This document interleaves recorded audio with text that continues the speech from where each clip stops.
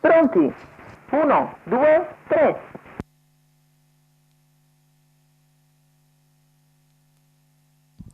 Con General Job, subito leader. In seconda posizione BBIP MTT, che è partito bene. L'errore però di General Job dopo 200 metri di gara consente numero a BBIP 1 MTT General Job squalificato. di essere il nuovo leader nei Numero confronti 3 di Bamako Bono dei Greppi. Jet squalificato. Intanto ha rotto anche Bono Jet, quindi due dei probabili protagonisti sono usciti di scena. Terza posizione lungo la corda per Amore Stecca davanti a Babilonia Baba.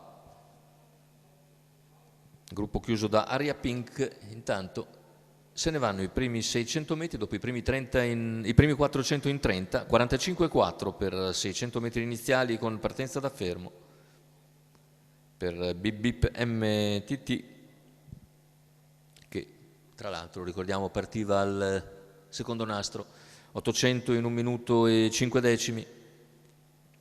In seconda posizione si mantiene Bamako dei Greppi davanti a Amore Stecca, poi Babilonia Baba e Aria Pink, questi 5.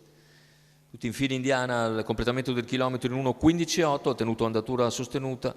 Il leader, ricordiamo che va tolto quasi un secondo al battistrada, partito dal secondo nastro. Ora però si affaccia Bamako dei Greppi che va ad incalzare il leader. Due prendono vantaggio da Amore Stecca, in terza posizione seguito da Babilonia Baba.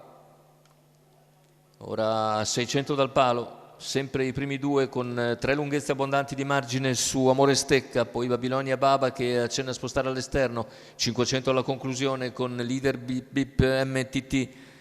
Bamako dei Greppi sempre lì a contatto a 400 dalla conclusione, mentre Babilonia Baba va su Amore Stecca. Ultima curva affrontata con BBIP in vantaggio al suo inseguimento e sempre Bamako dei Greppi, gli altri lontani. Discorso a 2 per la vittoria con BBIP che si mantiene una lunghezza e mezza avanti all'avversario, entra nettamente al comando addirittura d'arrivo e cerca ulteriormente di accelerare.